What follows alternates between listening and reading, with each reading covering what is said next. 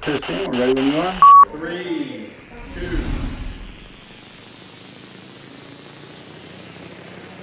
Nestled in the Rocky Mountains of northwestern Wyoming is a monastery that calls itself Carmelite. I'm gonna let them know what's really up. I said, and I'm gonna prove it. Marina was a whistleblower about to expose the network of abuse and cover-up in the clergy. The embezzlement started at St. Francis Xavier Cabrini Parish on Roosevelt Island. And the next thing I know, I wake up to him in the room, and again, he's in a cassock and it's undone, and he's trying. I think investigative journalism is vital to the function of a healthy constitutional republic. I shall resign the presidency effective at noon tomorrow.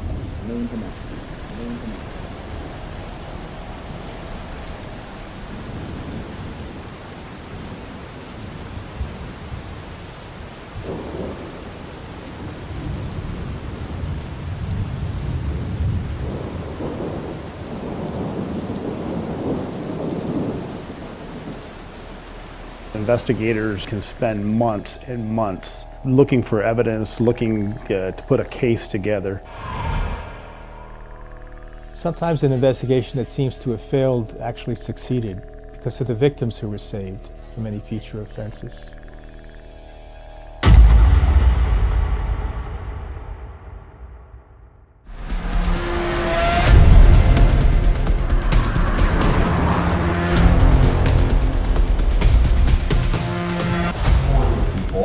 Call them, reach out, establish contact, and develop stories. Hi, it's Christine. Hey, do you have a moment to chat? I just want to discuss something really quick.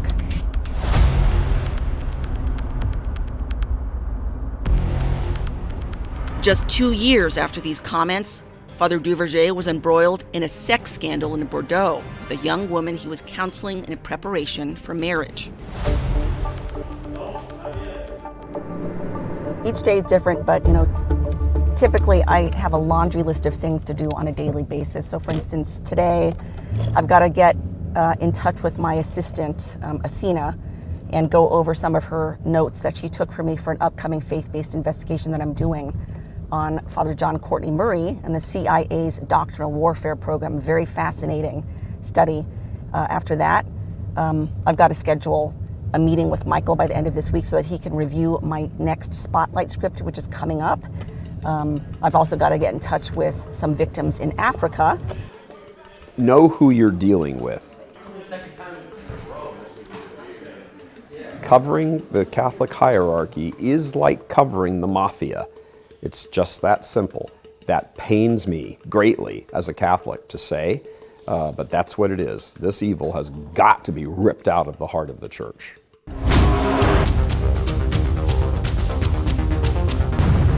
O'Brien was accused of whitewashing sex abuse when he later became head of the Archdiocese for the Military Services. I've listened to these stories, these true stories, this true investigation that has taken place in all things, and I get really mad. Sometimes I just can't listen to it today because I'm going to get too upset. A production like Spotlight is really needed. It's necessary today. Archbishop Fulton Sheen said, if you lost the capacity to righteous anger, you've lost the capacity to love. And if you love, you will get righteously angered. We have investigative journalists who focus on politics, they focus on media, they focus on secular institutions. We specifically focus on exposing corruption and abuse in the Church with the aim of eradicating it, with the aim of purifying the Church that we love so much.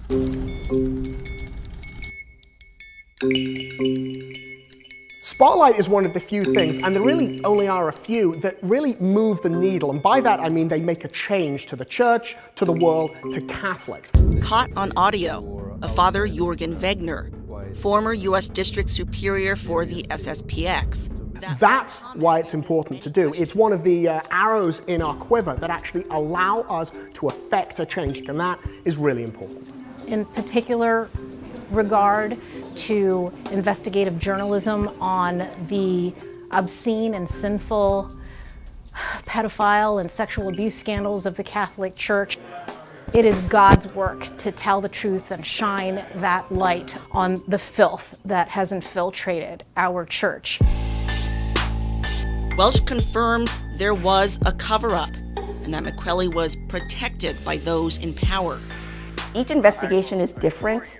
We are flooded with tips on a daily basis, and a lot of those tips are forwarded to me, and then I have to go through the vetting process of, do I pursue this? Is there enough to pursue here? Is this just hearsay? Or do we have solid evidence to back this up and pursue an in-depth story on this? All right, thanks. Bye. All right, so I just got off the phone with a source, and she is, I am not allowed to say the details just because it's confidential.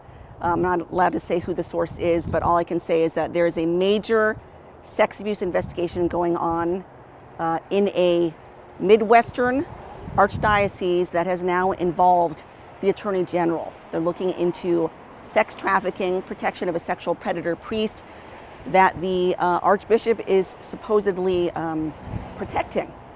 We get the facts of the story as they're presented to us, and then Christine and I'll talk about it a little bit at the beginning, and I'll say, okay, well, it seems like it's worth pursuing. Maybe there's something there that we can come up with. And then she begins, and she usually comes back to me and says, yep, great story, or a little hard to vet or to pursue.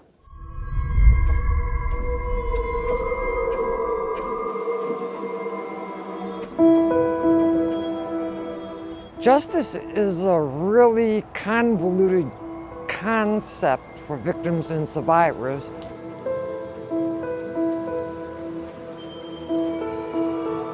Truth and justice is just, it's always out of their reach.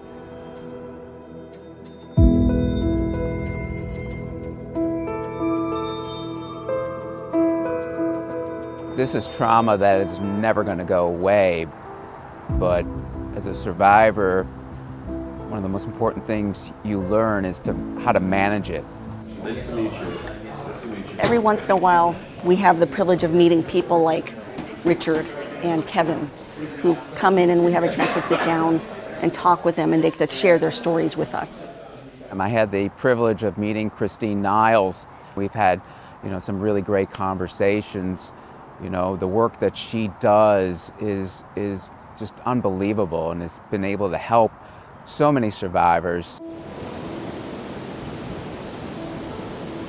There will always be pedophiles in the world, but it's even more viscerally offensive when our advertised high moral authorities are the ones that rape our children.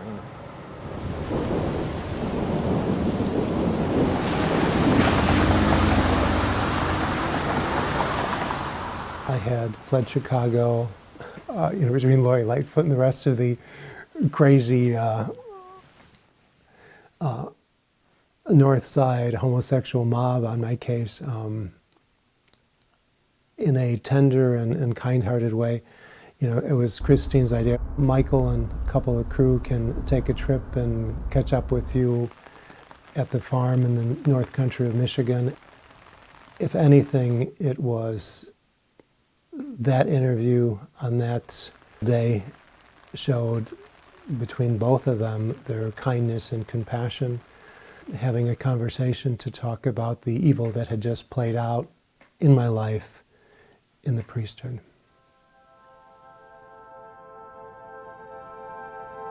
It takes tremendous courage for these people to come forward for the first time. And you have to approach that with absolute respect and compassion and genuine sensitivity for their situation. It could have been prevented, and it wasn't. I know what you did to my daughter. He told me that I should emotionally and spiritually let this go. And I turned to him and I said, if someone shot your sister in the back of the head, would you spiritually and emotionally let it go? And I walked out. They're coming with such pain, such immense suffering that the vast majority of people can't understand. And they've often been carrying this around for many years, sometimes decades.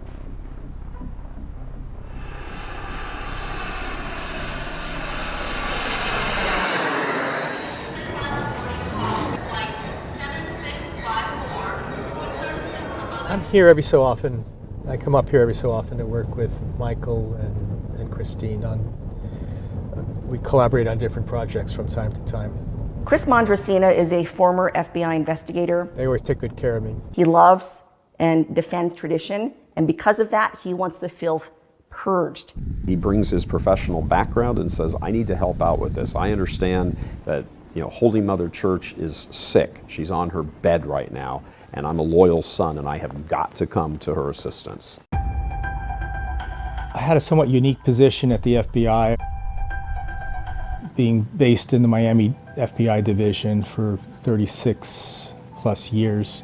We had what was known as an asset forfeiture money laundering squad. This is something that I did for a very long time, and I did it at an international level involving multiple governments. I traveled extensively throughout the world. A good investigation into the malfeasances of the Catholic Church require a lot of patience, and they are, in comparison, way worse to me than any of the organized crime cases I worked that are international. That's how bad things are right now.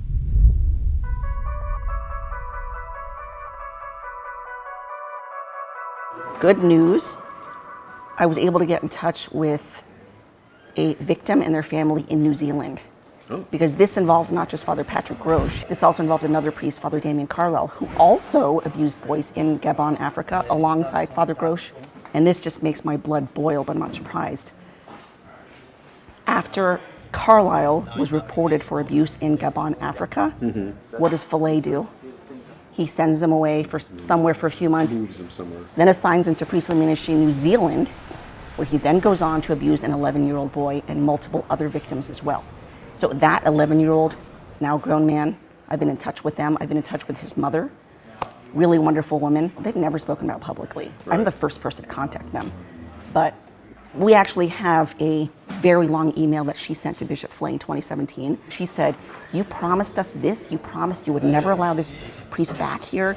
You sat in our room and you said you believed us, only for me to find out you completely betrayed me. And she even went to she even said, your betrayal was worse, I would say, than the abuse itself, because I trusted you. And he gave all sorts of excuses for why he did what he did and why he didn't inform them and why he allowed the priest to come back. So anyway, you are scheduled to do script review Tuesday. And then my plan is to air it the end of March. So whatever you guys have as your special assignment, just be aware. Okay. And I think it's the last week of March this is going to air. Okay. Because I need to give Andy enough time. This is going to get the full spotlight treatment. Sure. Okay, good. A lot of this stuff doesn't get covered, especially by the secular press, and some of the Catholic press that does cover it are very liberal and very biased, and they paint it in a different picture. There is nothing you can say about Stephen Brady that would be superfluous. The man is a fighter for the truth, defender of Holy Mother Church, the faith, all of it.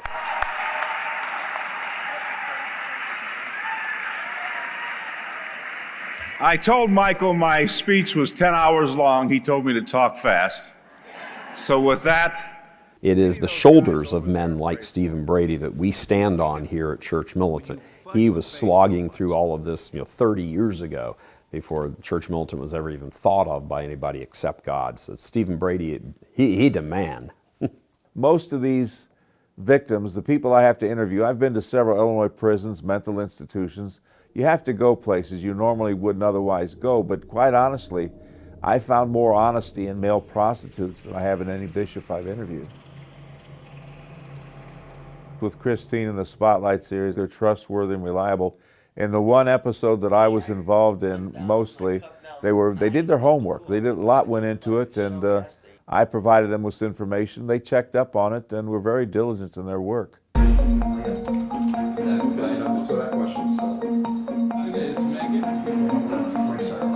Church Militant put together a team that produces the truth.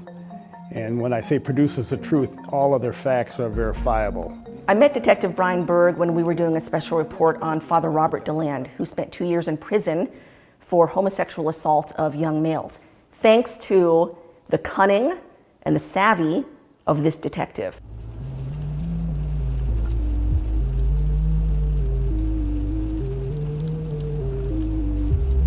With these families be willing to speak with me? Do you I think? haven't talked to them in a while, but I'm Okay. sure they probably would. Yeah.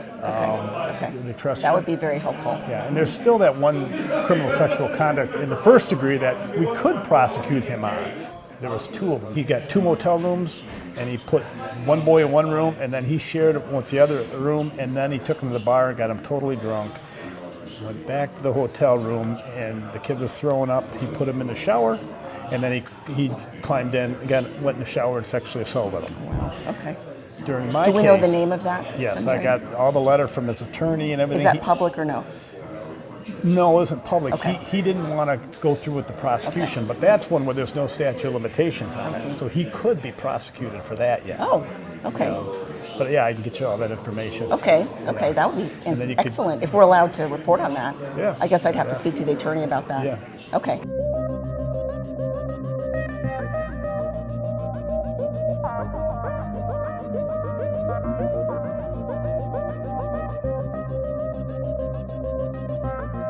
I first met Augustin Infrere when he came to visit our studio in July 2021. I didn't know anything about his story, nothing.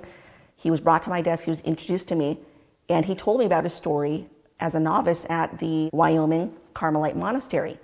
And at the time, I was in shock because these were the mystic monks. They did the mystic monk coffee. And when he told me about what was actually happening behind monastery walls, I was disturbed, I was shocked, and he had all the documentation to back it up. The public needs to know what is actually happening there. When I came back from the monastery, looking around for people to talk to, I actually got in touch with Father Paul John Kalchik. I knew I could trust him, and I knew he was someone that deeply cared about the situation that I was in. I connected Christine with Augustine and a couple of the other victims there, and she went after that with tenacity to do the great job she did on revealing what was going on there. I was really impressed with Christine's work, and I could tell that she deeply cared about my story, and just interacting with her, knowing that she's a mother with children, and she's just trying to help people.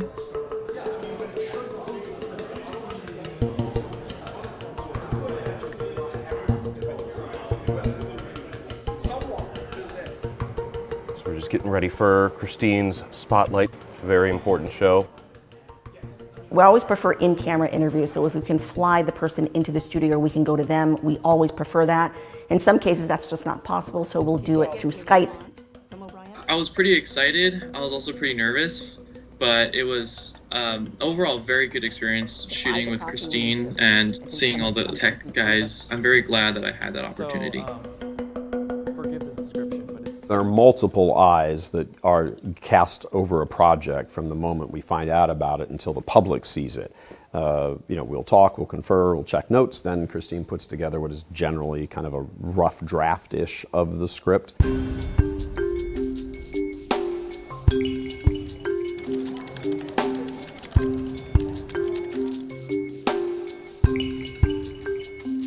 The script writing is a rather complicated process. Some scripts are more complicated than others. Some scripts are easier than others. There are some scripts where I come with a lot of documentation, a lot of information, people willing to go on camera and speak to me, and so I can grab great sound bites. A couple weeks later, I am making a visit at the church, and I see a poster of Father Duverger running a pilgrimage. And then there are the really difficult scripts, right, where I don't have all that. I don't have people willing to talk with me. I don't have as much documentation as I would like. So I have to approach each script differently.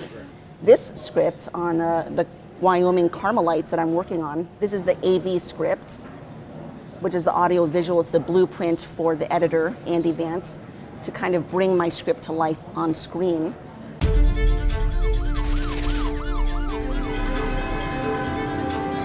Joey knew of the sexual abuse that was happening. He said he would go to the media with everything. This isn't a suicide scene, it's a crime scene. Oh, he's gone. Now we can get rid of his files, we can get rid of his records, we can get rid of his letter to the Apostolic Nuncio. I reached out to both the diocese as well as the prior, the person in charge of the Carmelite Monastery, and so far I've given them a week to respond each. They haven't responded. I think after a week they probably won't, but still, because this isn't airing for about a month or so, they could get back in touch with me at the last minute, and that means I'd have to go and reshoot things. So that's one of the challenges of script writing, is that with these investigations, sometimes things are constantly changing.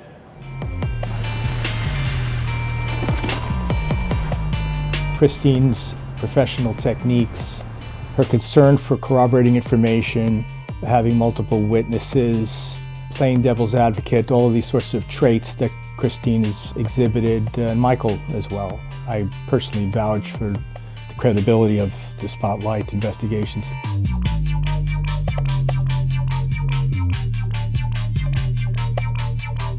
Faithful Catholics need to understand how their patrimony, most of all their spiritual patrimony, but even the physical patrimony of the churches and the finances and all of it, has completely been stolen from them by corrupt shepherds who need to be dragged out into the light and at least be held publicly accountable, publicly accused of what they've done.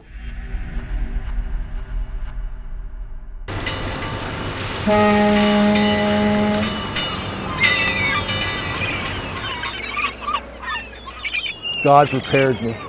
In 1991, he got me away from McCarrick. He got me clean and sober, and so that he could no longer dupe me and ply me with alcohol or drugs. James Grine is the most famous victim of Theodore McCarrick. You talk about a crusader. He's tremendous. We're in touch with him frequently. Love the man. He's like a brother. To have withstood all the horrible evil that man withstood, and still to be standing tall, I mean, God bless him. If he is not a shining example of what every Catholic should be, I don't know who is. I met Christine in 2018 here in Baltimore. In 2018, nobody knew who I was. In 2021, over 3 million people know exactly who I am. The Catholic Church in America was rocked by news in 2018 that Cardinal Theodore McCarrick was in fact a homosexual predator. I have to do it now for the Savior of the souls who are suffering out there.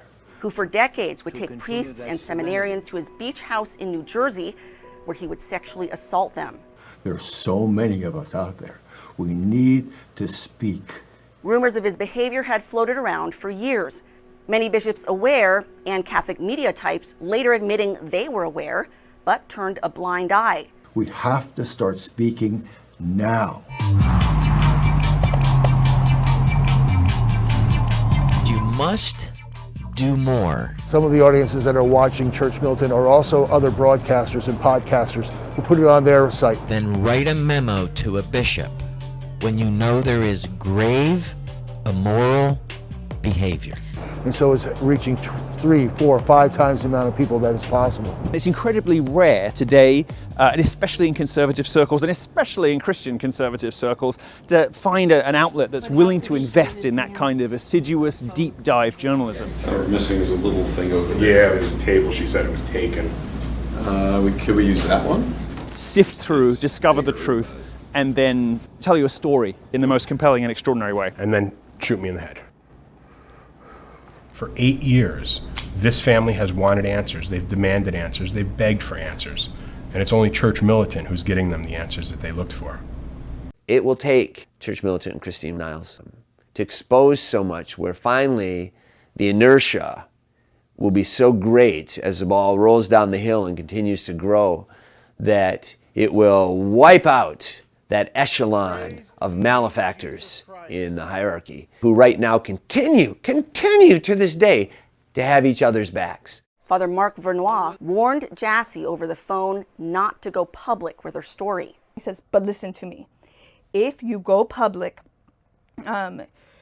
you will be ruining so many people's lives. Your name will never be heard the same in any community you ever go into. Jassy Jacobs was the very first SSPX whistleblower that came forward that I spoke to.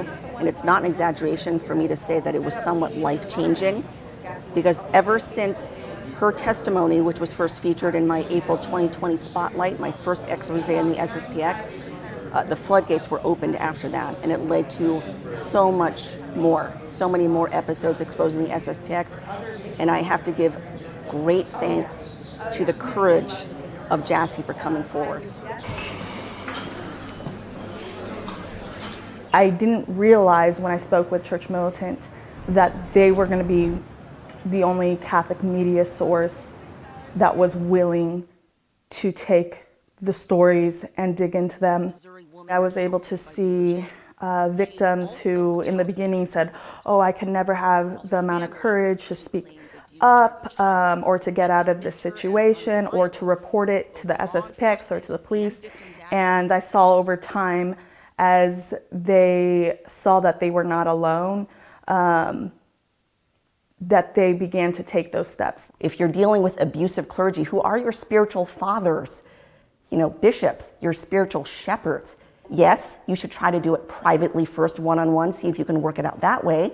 But I'd say in the vast majority of cases, that doesn't work. Bringing the spotlight onto them and the pressure of the public and the media, sometimes that's the only thing that gets these bad clergy to act. She spoke with me through emails and through phone calls, asking me many questions, asking me for proof. I sent it all to her. Christine gives me the orders, and she tells me what she would like for me to investigate. I certainly vet the individual as well as the story and the evidence before I turn anything over to Christine, and then I basically draft a summary and an opinion for her, and then it's in her lap, and she can ultimately do whatever she'd like with the information. Church Militant definitely was the only Catholic media that was willing to dive in and really kind of get the details and be thorough about it.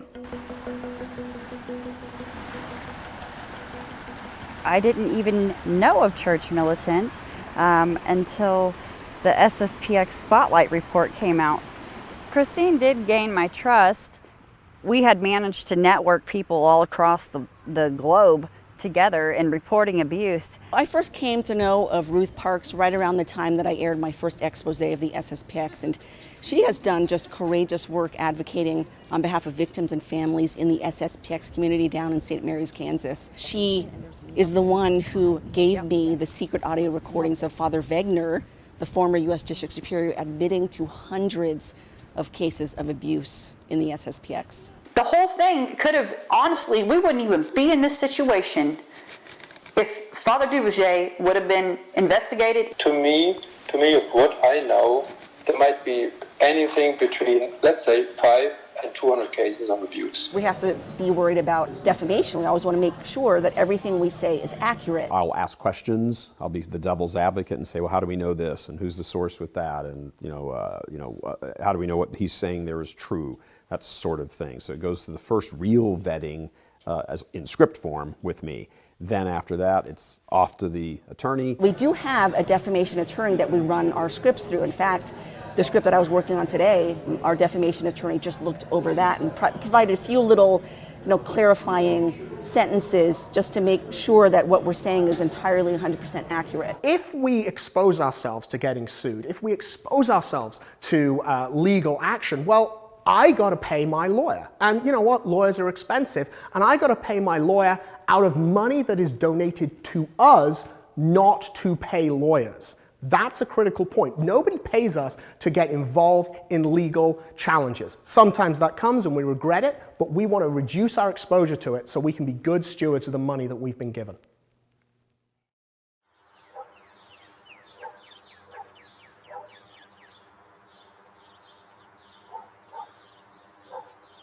We do have a professional sound booth at the studio, but I've also got one at home. And so because I do a lot of work from home, it's right there in my bedroom. I've got my own little professional setup with an excellent microphone. And that's usually where I am doing my voiceovers for my spotlights or special reports. That warped obedience was bolstered by the monastery's frequent misquoting of Carmelite saints, like Saint Therese of Lisieux. Okay, take two. That warped obedience was bolstered by the monastery's frequent misquoting of Carmelite saints, like Saint Therese of Lisieux, Saint John of the Cross, and Saint Teresa.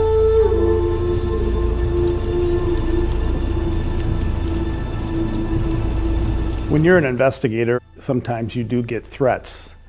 And Father Deland actually made the comment to his attorney right while I was testifying that if the Catholic Church allowed it, Berg would be assassinated.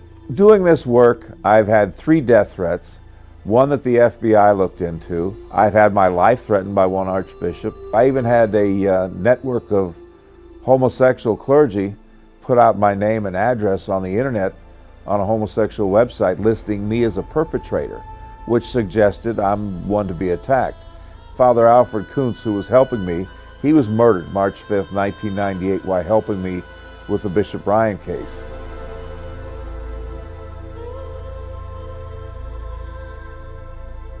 Prayer is everything. You can't do this work without prayer on a daily basis, sometimes I'd say even on an hourly basis. And I don't just mean vocal prayers or things like that. I mean constantly turning to God in your heart and seeking wisdom, seeking patience, seeking charity, but also seeking guidance. You still have a duty to fight for justice in this life and do everything that you can. It's my faith, it's my love for Christ that inspires me the most, and it's really what anchors me and it keeps me going, gives me the strength to keep going.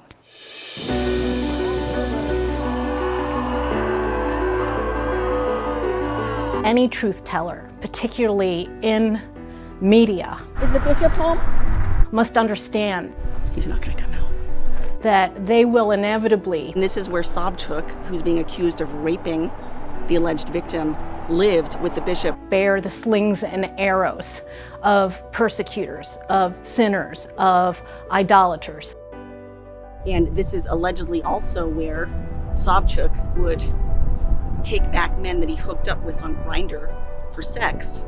I've had my room knowingly broken into, my hotel room. I've had my safe open as a way of sending me a message. I've been followed, I know those things. I just know that I've made a lot of enemies. Because of the persistence of the Church Militant investigations and the Spotlight series, that knocking on that door constantly with another story, it becomes more difficult for the average Catholic to ignore that. And I think that is a positive. I think they're having to deal with the truth. People have said things about me like I have abandoned my family, which is false, abandoned my kids or abandoned my husband, that I'm just a divorced careerist who sought the limelight, again false, or that I had an abortion. I don't judge those who've had abortions in the past and are sorry for it. It just doesn't apply to me. But some of the most vicious rumors, simply because they hate what I do, exposing the evil in the church and among the clergy, and they're trying to discredit my work that way. That's probably been one of the most difficult things I've had to face. The prayer life of Church Militant is absolutely necessary. You can't look at all of this filth and rot and corruption. During the party, she was physically assaulted by several men while others looked on. Turns out some of them were high-ranking law enforcement personnel. I mean, we really are kind of the church's, special victims unit, the SVU. That's the sort of stuff we deal with frequently, whether it's spiritual abuse, physical abuse, financial abuse, doctrinal abuse, liturgical abuse. And when you've got your nose in this every day, you better be strong in spirit to be able to put up with it and not throw your hands up.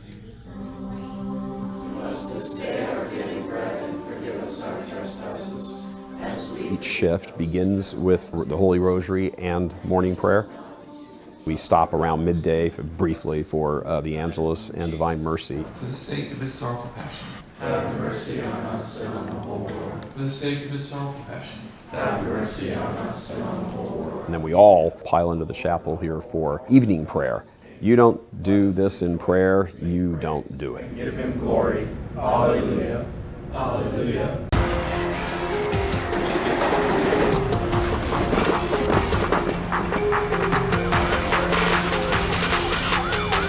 We are visual and audible creatures. We're attracted to things.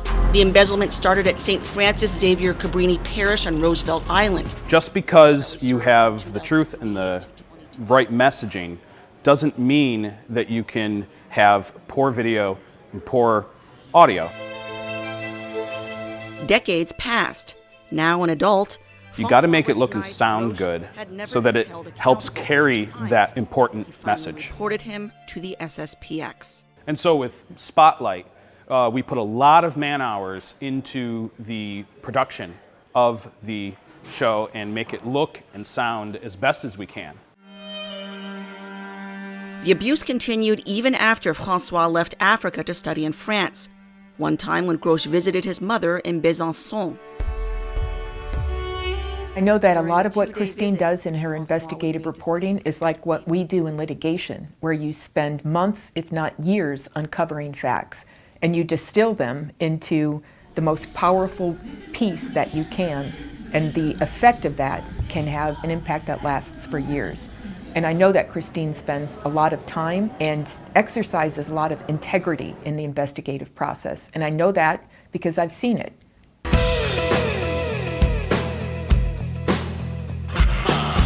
That's not the light with the grid, is it?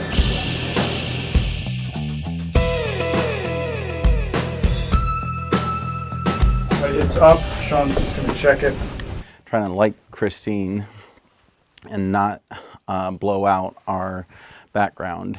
Today's the day of my stand-up, and so I have to go pick out the proper wardrobe, head upstairs to the studio where they're right now still playing with lights, and get that recorded. And because it's a kind of dark background with the blinds coming through, you want colors that pop. So I think this would go well with this kind of cream colored dress, so that's what I'll pick. We're losing the blinds on the back. Yeah, we are losing the blinds on the back though. I don't know if that's what you guys are going for. Sean says we're going to have to zoom in probably. Hello. All right, where should I stand? Right here? Right there is good. Sean's just going to check it. You got cards in there? Cards are in there. All right. And are we getting the mid shot as usual? Yeah, we're trying to get your hands in. We're rolling here. What is the what? Oh, this is going to be January 13th, 2022 Spotlight. All right, Christine, we're ready when you are. Nestled in the Rocky Mountains of northwestern Wyoming is a monastery that calls itself Carmelite. The monks are known for offering their traditional Latin Mass and also for producing world-famous brew, Mystic Monk coffee. Guys, can we make sure that the prompter is, it's a bit slow at the moment, so if we could just keep pace with what I'm saying, that would be great, thanks. Considering the growing number of scandals exposed in traditional communities, his words ring entirely true. Christine Niles, Church Militant, Detroit. All clear. Clear? Yay, another Spotlight stand-up done.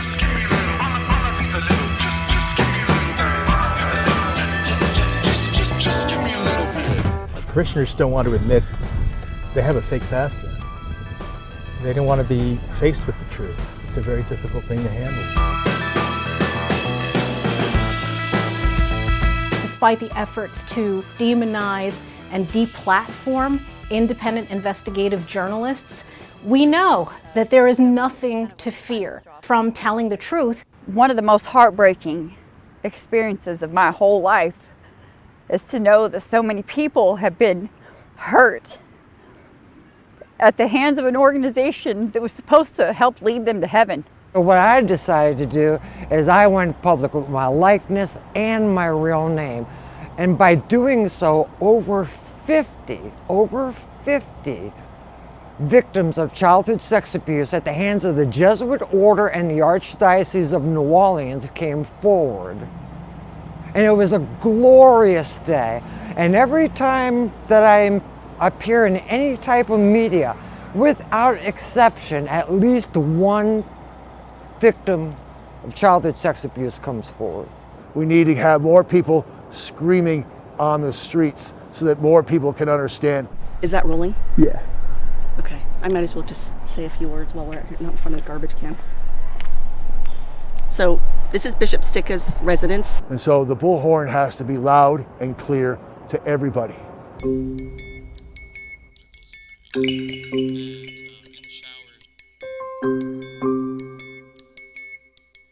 Andy Vance does the editing, of course, and he does an excellent job of bringing my scripts to life. But I also like to do that little bit of video editing involving the 3D graphics and newspaper highlights and, text pop-outs and that sort of thing. So when Christine has her script done, her voiceover recorded, and she's done her stand-ups, she sends all those elements to me. And then I look through all of those elements and I start to piece together the story. We generally schedule about 4 weeks for the edit. Sometimes it can go 5 or 6 depending upon the complexity. And so the edit literally entails building it shot by shot. You want to build a story that will captivate the audience but still get that message across. So in order to do that, we may have original footage, we may have stock footage we have to access, as well as music. A lot of time is spent finding music.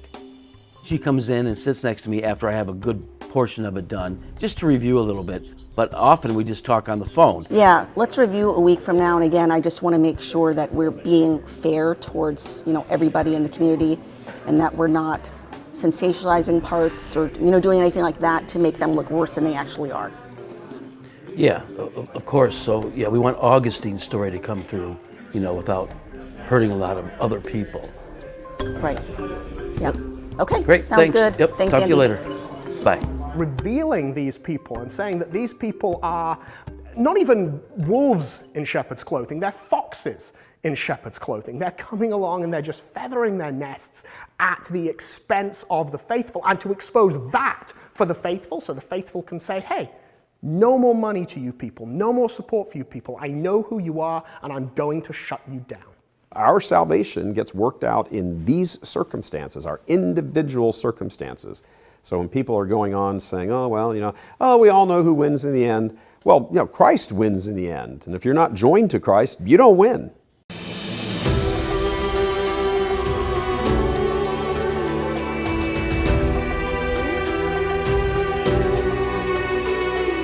Are you or are you not Catholic? End of story. Nobody really knows what's going on, and they've set it up that way so that when it does come out, that it's so shocking and so unbelievable that they can easily make the victim the liar. It's designed. Seek each other out, you who are faithful, because God is weaving this tapestry of faithful people together, and we come to find out that we know who we are, and it's amazing the way He weaves His tapestry.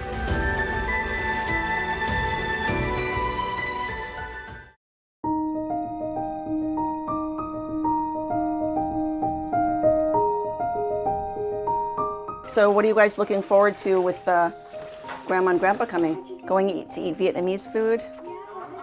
What piano pieces are you all ready to play for Grandma and Grandpa when they get here? We want to do a little recital for them. I'm so blessed that I work for a boss, Michael Voris, who understands the importance of family. I mean, as a Catholic, really your family is everything. And he allows me to work from home quite a lot. That's why I have my little setup upstairs with where I do my voiceovers and write my scripts and edit some of the special effects. It's just so important for me, so crucial for me to be able to be at home, spending time with my children, especially in their formative years. It means everything to me, so it's just such a blessing.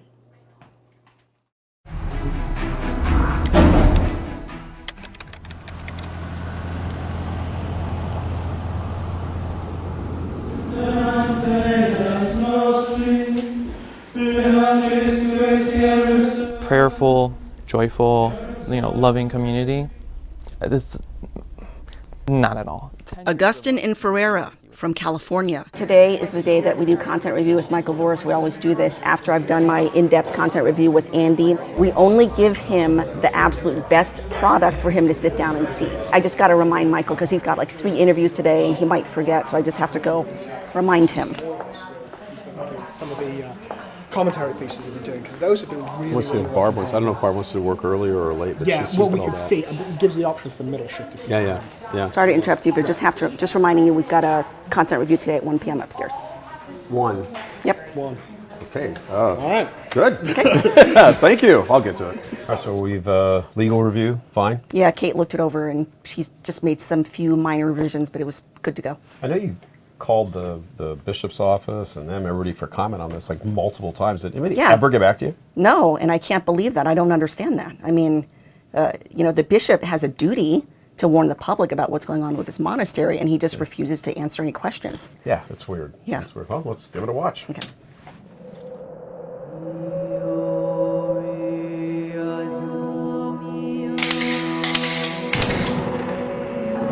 I look at it as the public, as the viewer, and I ask the questions. That doesn't make sense to me. Because look, sometimes it's easy when your head's buried in something, you understand the connections. You have to stop and say, what about this? And so, but again, these things are, sort of the final 5 to 10%, maybe, if even that much. Nestled in the Rocky Mountains of northwestern Wyoming is a monastery that calls itself Carmelite, including the brutal 2005 beating of a counselor by 3 male residents. If you can find it, I'd put something of the date. Is that it? Oh, of this? No, of the video, yeah. Why does the priest have to go in with the nun? Why do they have to shower together anyway? But on top of that, and you asked these guys all these questions, you got no answer? Nothing, no. They know all about these allegations. They were shown them. There was a whole investigation into this. Yeah. That was disgusting. I need to shut up and do what I'm told. His words? His words. Shut up and do what you're told. Yeah. We're just going to fix that. Okay, so question on that. All right, so it sounds a little bit rude, but the idea of like instilling obedience, particularly into a young guy, why would that be a problem? Or does it get into it more? It gets into it more. Okay. After pleading guilty to facilitating and lying about the use of steroids. He's an ex-con, and he's on the board of directors. Yeah. Augustine reports that it's... Yeah, very good. This is just the regular role. Yeah. Yeah, very good. Cool. Print, publish, air. Great. Yeah, that's very good. Once he gives the green light on that, then we start heavily promoting, the spotlight. We usually try to do it maybe 1 to 2 weeks in advance. We put out promotionals on social media, on YouTube, on evening news, that sort of thing. We kind of build up buzz for this. We'll have to figure out for evening news, can you put a package on that would run not the next night, but the night? And that can be one of the packages. We'll have you come up on set. Thursday night? Thursday night. Okay, and just to clarify, because things have changed, is in-depth 2 minutes plus the 15... No, it's 2:30. It's 2:30 plus the intro and outro? Correct. Okay, The all whole right. block is 3 minutes. Oh, got it. Okay. So, Sounds and good. then there'll be some discussion with you, so that in-depth will be a large chunk of the 5th bag. Okay, sounds good. So, okie-dokie. Of many parishes, some Catholics have sought refuge in the traditional Latin Mass. For an investigative media outlet like Church Militant to point these things out to you puts the average Catholic in a very difficult position to trust what they're hearing. They don't want to hear these terrible things, especially when they know they need their church. They need their children to be baptized, to make their first communion, confirmation. They want their daughter to be married in the church, and to put them in the position where they have to question the integrity and not necessarily the holiness, but just the ethics and sincerity of the bishops and their priests to be who they claim to be is a very, very tough thing for anyone to ask anybody. I think, humanly speaking, that's one of the reasons why our culture can sometimes want to minimize it, is just because it's just humanly already kind of an ugly thing to have to dig into. I know for me it was really heavy and I reached burnout, so I can't imagine that doing that for a living. I can say with certainty that if we didn't have the media coverage over what happened to Father Perone, we would not have been able to settle it. It was the publicity and the pressure from the publicity that drove that settlement. And Christine and her Spotlight series were instrumental in that.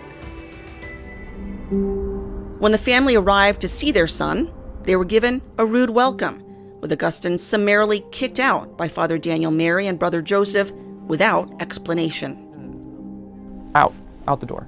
Here are your bags. Threw them on the ground. Coming to you live from Church Militant Studios, this is the Church Militant Evening News. And she said, nope. That's why the Secretary of State office is important. And it's interesting that nobody cared at all back in the day. The Spotlight is completely done, approved. Final file has gone to platform. It's going to be ready to stream tonight. Here in Michigan, it's where you go get your driver's license. And We've got Evening News live right now. I'm just about to go on the set in just a few minutes. I'm in the 5th segment, and I'm going to be talking about the Spotlight. Give a little teaser. I don't want to give everything away. And then after that, we will immediately premiere the Spotlight. So that's just a few minutes from now. Church Militant senior producer Christine Niles reviews some startling cases. We are the ones who truly love tradition. Right. Not these guys out there, the toxic trads, the Twitter trads, who are just closing their eyes to it the mad and trads. dismissing all the sex abuse. Those are not true friends of tradition We're at going to all. go straight to the Spotlight right now.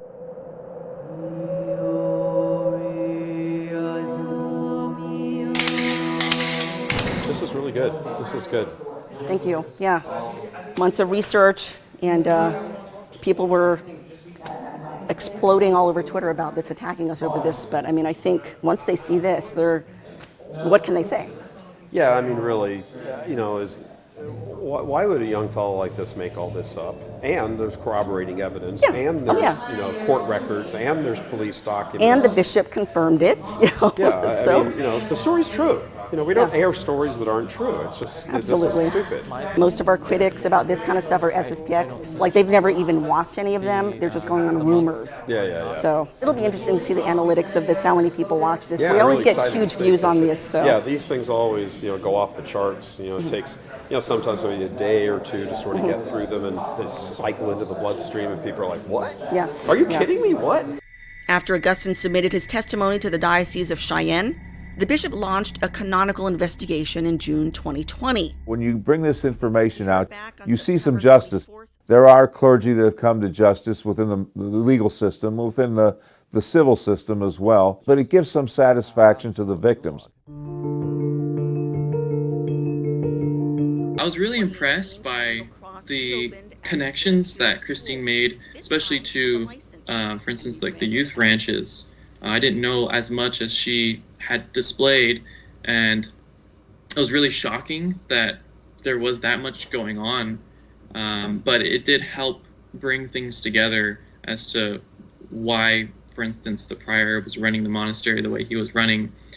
And so I was really impressed. When you have that kind of extraordinarily closely reported, meticulous, assiduous, dedicated kind of documentary work and investigative journalism, it's got a different atmosphere about it. It feels different to just watching the news. You know that the person who put this together has delved in to the subject so deeply, they know it backwards. Christine is a classic case of somebody who, if her politics were different, she'd be a Pulitzer Prize winner. This stuff is true. They are just that evil. They no longer get the benefit of the doubt. They don't deserve the benefit of the doubt. They've lost any semblance of credibility.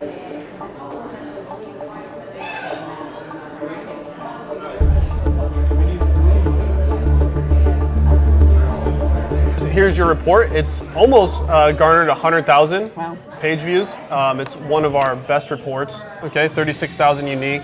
Majority of that coming from our email list, 24,000 from there.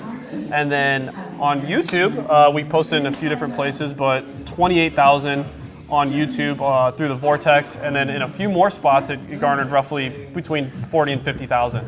So all together between the site and our social media, this isn't even including Facebook, Twitter, I would say easily over 150,000. On YouTube, we received over 7.2 thousand hours of view time. So just on that one alone, almost over a year of view time. So let's see if we can track down this other Carmel one. So another 12,000. That's through the Vortex. You can look at the viewer retention, and they're watching basically all the way through. So this is really good. This is our average in the gray here, typical retention. That's great. And so you apply that to that, and it's thousands, tens of Excellent. thousands of hours of view time. Excellent. Yeah. So and these are 30-minute reports, and they're watching all the way through. So that's fantastic. Those are the results that we're looking for.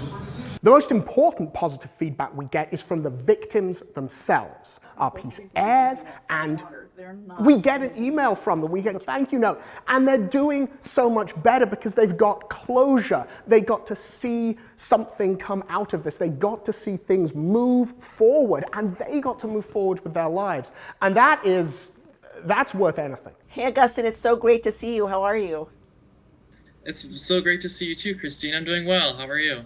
Oh, I'm doing really well. We had a really big reaction to the Spotlight, Counterfeit Carmel. I just wanted to follow up on you. I mean, what was the immediate impact or aftermath of that Spotlight on you? Shockingly, it was very positive. I on my blog, a lot of people reached out to me, expressing concern, asking if I needed help. A couple of people actually reached out that had interactions with the monastery, and I was able to engage in conversation with some of them. And so overall, it was actually a very positive experience. Christine Niles is one of the most valuable and underappreciated journalists in America. It is a calling that very few are up to the challenge for. The Spotlight series and Church Militant have been almost unparalleled in their continuing investigation in order to uncover the truth that so few are willing to uncover. Christine is really on our side and really pulling together, and she's helped us in a way by giving us more opportunities to seek others who have gone through the same as we have. The impact of any type of investigation, especially those involving issues that Church Militant deals with, can just be extraordinary because they are the voice for those who won't speak for themselves or who can't speak for themselves.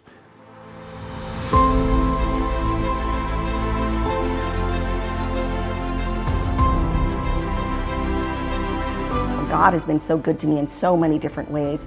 I've been through, my share of difficulties in life, personally as well as professionally, but God continues to be so good to me.